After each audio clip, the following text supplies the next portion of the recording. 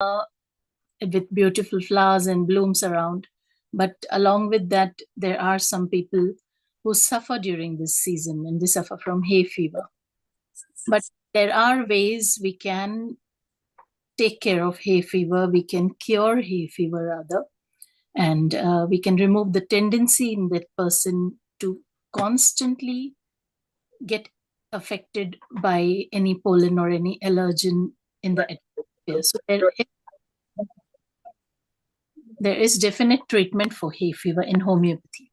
So today we'll be looking towards the holistic approach for hay fever.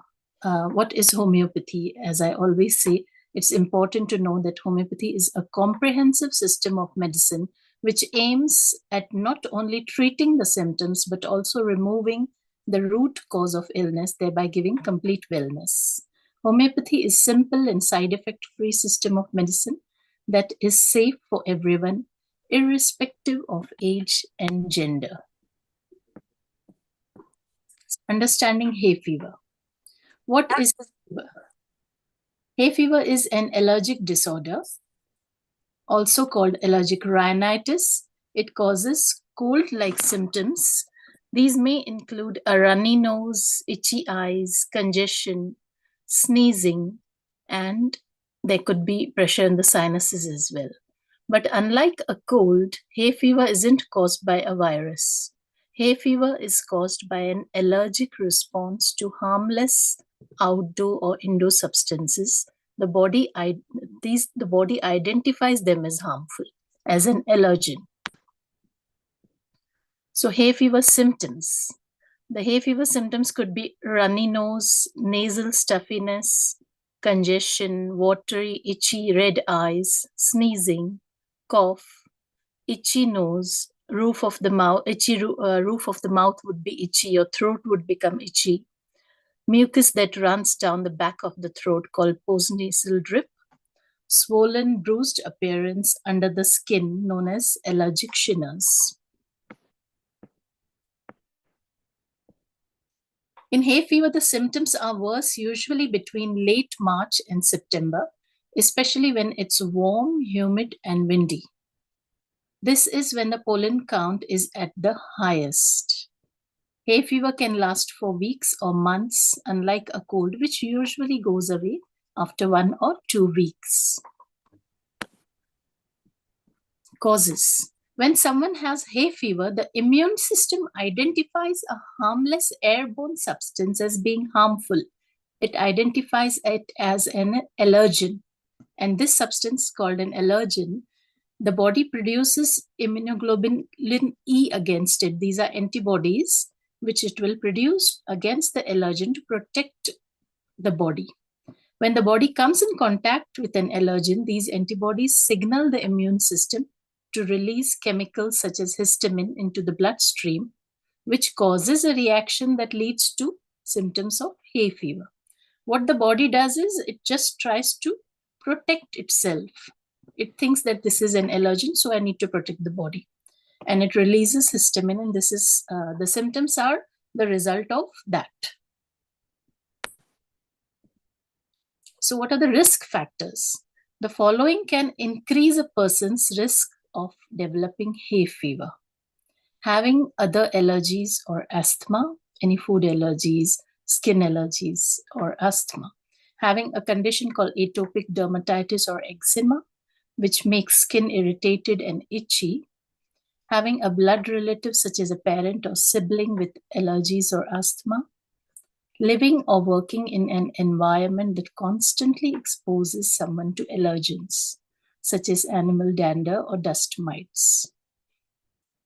Being exposed to smoke and strong odors that irritate the lining of the nose. So these could be occupational hazards as well. Having a mother who smoked during the first year of life. So being exposed to smoke, a passive smoker kind of, if the child was a passive smoker during the first year of life, then the child has a tendency to have hay fever. That could be one of the risk factors. So how can you prevent? The ways to prevent hay fever are lifestyle changes. You can relieve hay fever symptoms by avoiding irritants as much as possible. To reduce the symptoms, you must avoid touching your face and rubbing your eyes or nose. Close windows in your home and car during the spring, summer, and early fall when pollen counts are higher. Put covers on pillows, mattresses, and box springs to protect against dust mites. Keep pets off couches and beds, and close the doors to bedrooms you don't want them to enter. So always try and protect yourself from pollen. Prefer being indoors. Use filters in your vacuum cleaner and air conditioner to reduce the amount of allergens in the air. Wash your hands often so that if there's pollen or allergens on your hand, they don't touch your nose or eyes. Especially after playing with pets, wear a hat and sunglasses to protect your eyes from pollen. If there is a wide brimmed hat, it will protect the pollen reaching your nose. Wear a hat and sunglasses to protect your eyes from pollen when you're outside. Change your clothes as soon as you come indoors, just to avoid the pollen that is stuck to your clothes. So, what is the outlook for people who have hay fever? Hay fever can make you miserable, although it is not very severe, it's not life threatening, but it does make life miserable for people who have it on day-to-day basis. It generally doesn't cause serious health problems. Most people with hay fever manage symptoms with lifestyle changes and medication. People with airborne allergies have a higher risk of ear infections and sinus infections. Because hay fever can make it tough to get a good night's sleep, you may feel tired during the day. And if you have asthma, hay fever can make your asthma symptoms worse. So, what are the types of hay fever or allergic rhinitis? There are two types basically. One is seasonal and the other is perennial. Seasonal allergic rhinitis typically occurs during specific times of the year, and it is often associated with seasonal allergens such as pollen from trees, grasses, or weeds. Symptoms tend to manifest during seasons when there are allergens and they are prevalent in the air. Hay fever is usually worse between late March to September, especially when it's warm, humid, and windy. This is when the pollen count is at the highest. Common characteristic of seasonal allergic rhinitis. Symptoms are triggered by outdoor allergens. Symptoms occur during specific seasons. Allergens like tree pollen in the spring, grass pollen in summer, or weed pollen in autumn may cause the symptoms. And symptoms often include sneezing, runny or stuffy nose, itchy or watery eyes, and itching in the throat or ears. Perennial allergic rhinitis. This is the other type, which is there throughout the year. Perennial allergic rhinitis, on the other hand, refers to year-round symptoms that occur regardless of the season. This type of allergic rhinitis is usually caused by indoor allergens, such as dust mites, pet dander, and mold spores. Very commonly, you'll see patients saying that the moment they enter that particular room, they start getting sneezing. So it is probably some mold spores. It could be dust mites. It could be pet dander. So the common characteristic of perennial allergic rhinitis are,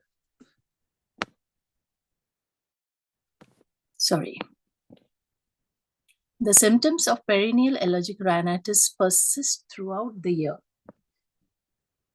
Indoor allergens like dust mites, pet dander, mold, or cockroach droppings are the primary triggers.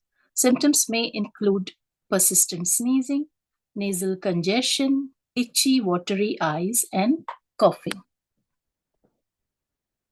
The do's. So these are the guidelines given by the NHS. The do's for hay fever. Put petroleum jelly such as Vaseline around your nostrils to trap pollen. So if you put some petroleum jelly around your nose and mouth area, It will trap the pollen and it will not let the pollen go in your nostrils and cause hay fever symptoms. Wear wraparound sunglasses, a mask, or a wide brimmed hat to stop pollen getting into your nose and eyes. Shower and change your clothes after you have been outside to wash the pollen off. Keep windows and doors shut as much as possible. Vacuum regularly and dust with a damp cloth. Try to use pollen filter in the air vents of your car. And the don'ts. Do not cut grass. Make sure if you are suffering from hay fever, don't mow the grass. Do not cut the grass or don't walk on grass. Do not spend too much time outside. Do not keep fresh flowers in the house. Do not smoke or be around smoke. It makes your symptoms worse. Do not dry clothes outside. They can catch pollen.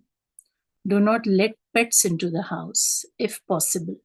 They also can carry pollen indoors.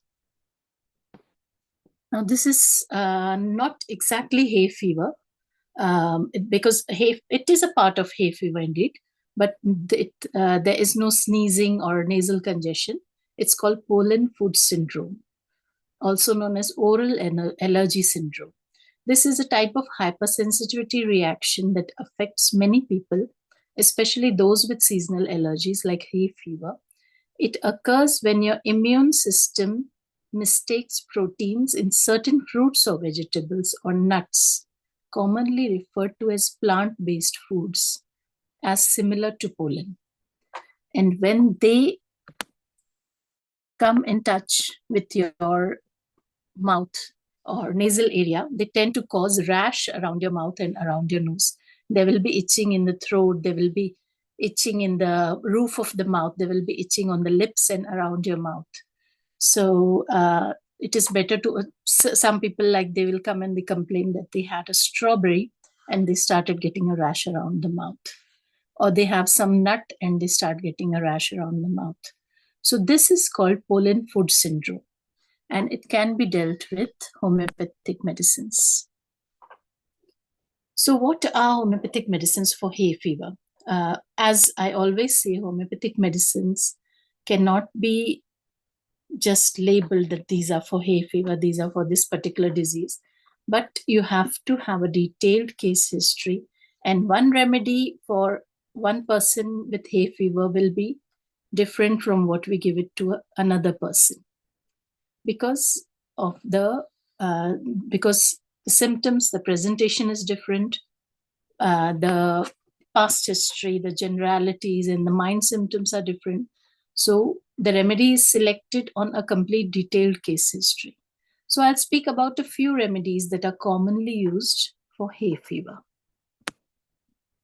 Number one is allium cepa. Allium cepa is the common onion which we use in households every day. So this remedy is made from onions. It's called allium cepa. And if the patient is suffering from sneezing, acrid discharge which burns his nose and causes excoriation, sensation of a lump at the bridge of the nose, red eyes with watery discharge. But the main symptom is that the patient feels worse in the evening, worse in a warm room, and he is better when he is in open air. So the patient which is worse indoors, the remedy that acts is allium cepa. Then there is a remedy called ambrosia, in which there is a red and swollen nose, there's acrid discharge, stuffed up sensation, there are nosebleeds, there's trickling in the trachea, and burning eyes with stringy mucus. The patient is worse outdoors and better indoors. So such patients can be given ambrosia. Then arsenicum album, which is one of the very commonest remedies we use for hay fever. There is burning in the eyes, the tears are acrid, the nose is blocked, there's acrid discharge, there's tickling in the nose, and the patient is worse outdoors, worse from cold air, worse from wind, and better indoors and better from warmth. And the other remedy is ars iode, in which there is sneezing, hot acrid discharge, hacking cough. There will be hoarseness as well. But the patient is worse from cold weather, warm room, and better in open air. This patient will not like the cold weather, he will not like the warm weather as well. So both aggravate, and the patient is only better with open air. Then there's a remedy called arundo. This is also one of the commonly used remedies for hay fever, where there's watery discharge, there's itchy eyes, in the itchy nose, itchy palate. The coryza is bland, it does not excoriate, but there is loss of sensation of smell. And euphrasia. Euphrasia is one of the remedies where the eyes are affected. I'm so sorry, there is some issue going on with the computer.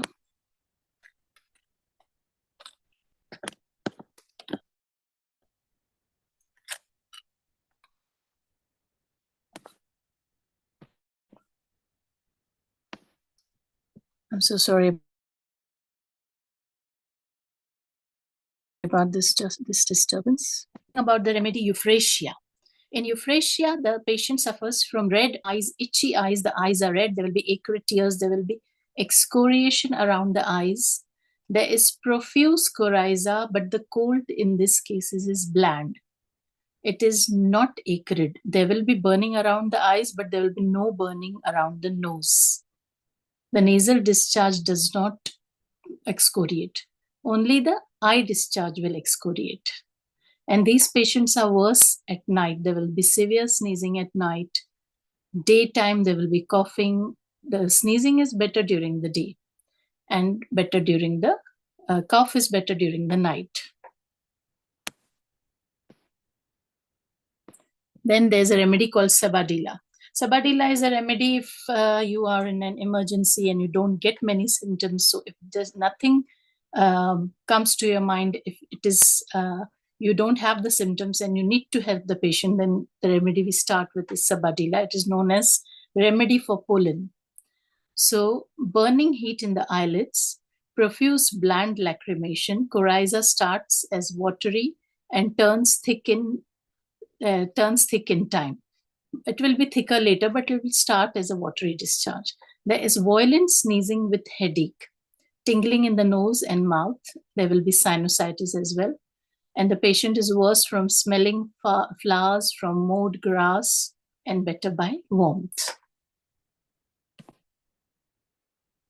Then we will learn something about nutrition. How can nutrition help in hay fever? For those suffering from hay fever, summer can be a miserable time. Instead of enjoying the sun, you are constantly checking for updates on pollen levels. The constant disruptive symptoms can put us off wanting to do anything outdoors altogether. But nutrition plays an important role in helping with hay fever. Certain dietary changes are a must if you are suffering from hay fever. It's important to avoid store-bought foods. Processing of foods diminishes the nutrient content, so store-bought foods, processed foods generally attribute to nutritional deficiencies. Instead, fresh fruits, vegetables, fish, and whole grains provide enough nutrients. Store-bought foods are full of sugar, refined wheat, artificial coloring, additives, and hydrogenated oils, which are all unhealthy. They all cause inflammation, and hence it can aggravate hay fever. So avoid these foods. Foods like chocolate. Chocolate will contain a certain amount of natural histamine. Chocolate is unfortunately one of those and may cause a heightened experience of symptoms. Some studies suggest that white chocolate contains slightly less histamine than its milk and dark alternatives. But all chocolates are likely to contain some histamine. So it's better to avoid chocolates if you're suffering from hay fever. Dairy. Dairy from foods such as milk, yogurt, cheese can not only contain high levels of histamine, but also contributes to the production of mucus, worsening the experience of symptoms.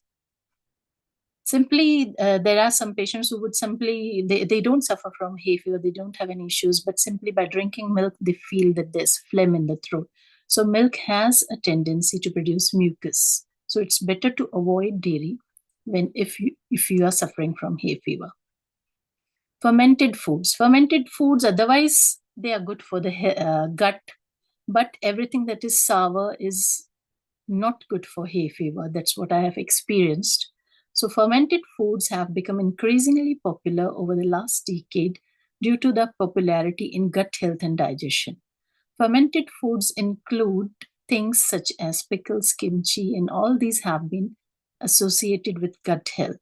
They can unfortunately contain relatively high levels of histamines as well. That's the reason why pickles and sour things can aggravate hay fever. So it's important to have a balance. Wheat, due to the origin of wheat crops and its processing, consuming wheat-based products, including some breads and pastas, may worsen hay fever, especially among those with grass pollen allergy. Refined sugars, again, they are inflammatory. Refined sugars cause a spike in blood sugar, which stimulates the production of adrenaline. The creation of adrenaline can further initiate the production of histamine, and it can worsen the fever symptoms. And also, refined sugars are inflammatory, so they can increase the inflammation. So it's always better to avoid refined sugars if you are looking to get rid of hay fever. Foods that are good for hay fever. Garlic. Garlic contains quercetin, which is a flavonoid, and as well as it contains vitamin C and potassium. All of these nutrients may help to minimize inflammation resulting from hay fever and therefore reduce symptoms. Ginger. Ginger is one of the great remedies for hay fever. It has anti-inflammatory properties and it helps to minimize symptoms of hay fever. It can be taken in a soup, it can be taken in as a tea, ginger tea, or you can just simply add dried ginger powder to any of your gravies. It is always helpful. Onions. In the same way as garlic, onions contain the flavonoid quercetin, which may reduce the inflammation caused from allergens. Onions also contain vitamin C and biotin, which are essential nutrients for immunity and supporting health. Honey. This may seem like an unusual thing since honey can contain pollen.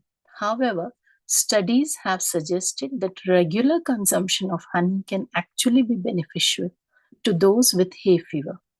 Due to the small amount of pollen actually found in honey, regular consumption of this throughout the year can help boost the body's immunity to it, in turn reducing sensitivity. So it is very important, and especially Manuka honey, I've observed in my clinical practice, is really helpful with hay fever. Salmon or oily fish. Salmon and oily fish, they contain omega-3s.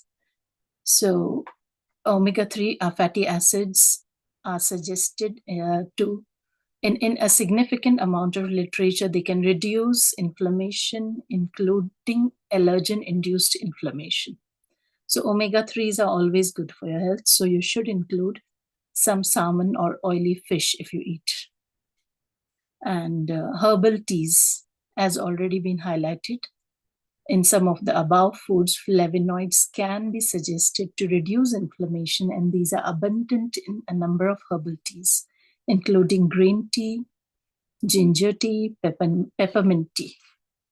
Herbal teas have been associated with a multitude of other benefits, including aiding with digestion, good skin health. So including more of these in your diet may have more benefits than just helping manage your hay fever symptoms. Then water, which is very simple and easily available, but that is by far the best remedy. I'm sure we are all aware that we should be drinking around 6 to 8 glasses of water per day according to the Eat Well guide. But how many of us are actually doing this?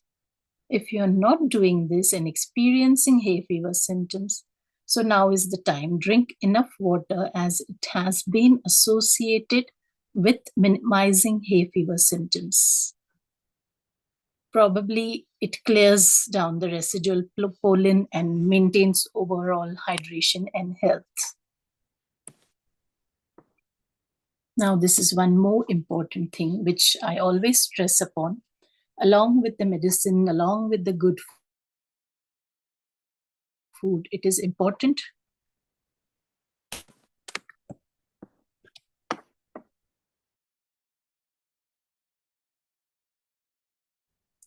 I'm sorry, there is some issue going on today.